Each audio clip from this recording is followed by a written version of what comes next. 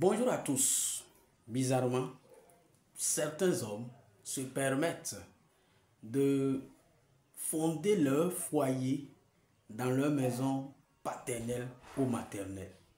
Autrement dit, il y a des hommes, lorsqu'ils décident de se marier, ils prennent leur épouse, après le mariage bien sûr, pour aller s'installer dans leur maison familiale. Si bien que leur épouse se trouve dans l'obligation de vivre avec sa famille, ses parents, ses frères, ses cousins, ses cousines, et la liste est longue. Je me pose toujours une question. Est-il normal de faire une telle chose? Est-ce parce qu'on n'a pas les moyens pour aller s'installer ailleurs?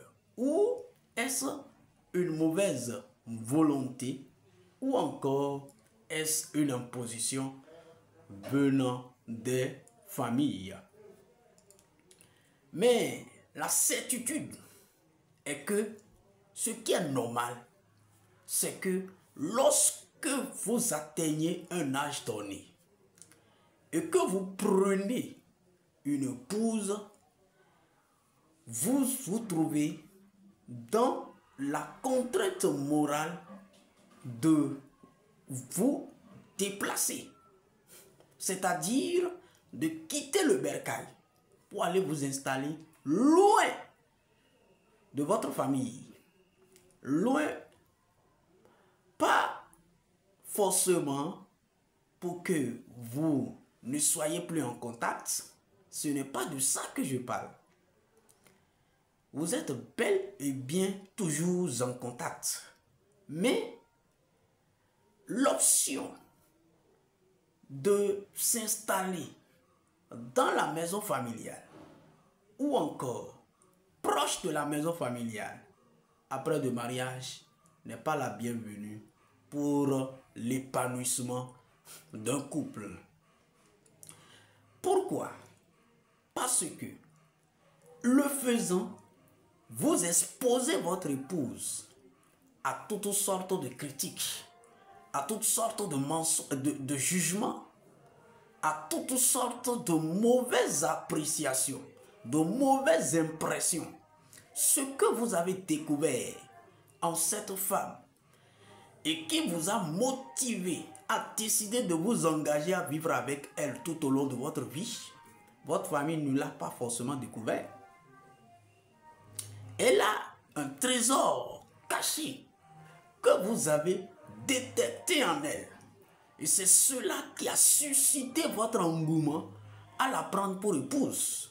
Mais est-ce que votre famille a découvert ce trésor caché en elle? Vous ne constatez pas très souvent que lorsque vous vous installez en famille, il y a des critiques, des reproches à l'endroit de votre épouse, et cela crée très souvent des discordes conjugaux. Vous pouvez ignorer la source, mais la source, c'est parce que les gens n'ont pas la même appréhension des choses relativement à cette épouse que vous. Là où eux, ils trouvent qu'elle fait mal, peut-être vous trouvez qu'elle fait bien. Mais à force de vous en parler, vous finirez par être phagocyté que votre épouse est une mauvaise épouse. Bien sûr, la Bible même nous le recommande vivement. L'homme quittera père et mère, Genèse 2, verset 24, s'attachera à la femme et les deux seront une seule chair. L'homme quittera, puisque c'est l'homme qui prend l'engagement, l'initiative d'aller vivre ailleurs pour fonder son propre foyer, sa propre famille, qu'on appelle la petite famille. Je voudrais attirer l'attention de tous les hommes qui se comportent ainsi sur la dangerosité de cela. Vous allez perdre banalement votre épouse. Et beaucoup d'hommes ont perdu leur épouse, qui est normalement bonne. Mais et qui n'ont pas su posséder la maturité qu'il faut pour discerner les choses et s'organiser convenablement à ce qui active dans chaque foyer l'épanouissement conjugal. Et c'est ça qui fait que il y a beaucoup de discordes, beaucoup de conflits, beaucoup de divorces. Je voudrais vous prier, si vous avez engagé vos épouses en famille, sortez-les de là. Si vous n'avez pas encore les moyens pour construire, allez louer. Et louez loin de votre famille. Mais je ne vous demande pas d'interdire les visites familiales.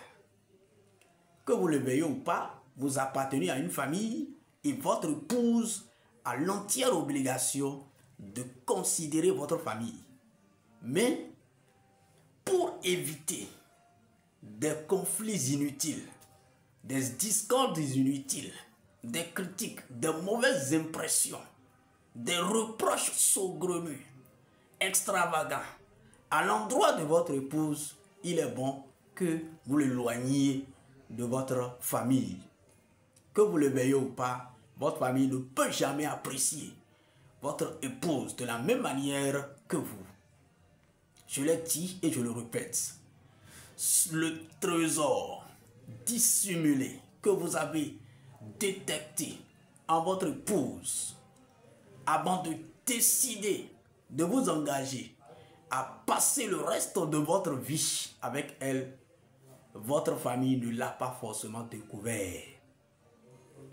Et lorsque votre famille vous rend visite, vous devez veiller à ce que ça ne soit pas une visite et un séjour long. Un séjour long. Quand le séjour devient trop long, les observations commencent et les critiques reviennent de plus beau. Alors, vous avez, en tant qu'époux, l'entière obligation de protéger votre épouse. Oui, vous êtes son chef. La Bible dit, Ephésiens 5, verset 22, le mari est le chef de sa femme, tout comme le Christ est le chef de l'Église. Le Christ prend soin de l'Église. Le Christ protège l'Église. Vous aussi, en tant qu'époux, vous avez le devoir de protéger votre épouse. Vous ne devez en aucun cas l'exposer aux critiques familiales, aux corrections familiales, aux reproches familiaux. Bien sûr, ils peuvent faire des reproches, mais ces reproches ne doivent pas déborder. C'est vous qui l'avez épousé, ce n'est pas eux. Protégez vos épouses, s'il vous plaît. Que Dieu vous bénisse.